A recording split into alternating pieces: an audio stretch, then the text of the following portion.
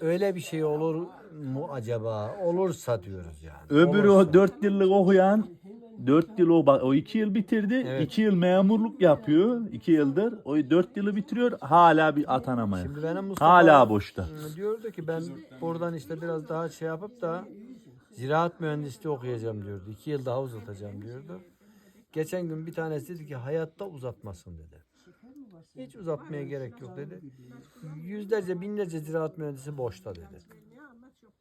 Aynen öyle. Hiç Kıyamet gerek gibi. yok dedi. Bilmiyoruz artık. Ya genellikle adamda bitiyor iş abi. Şeyde değil.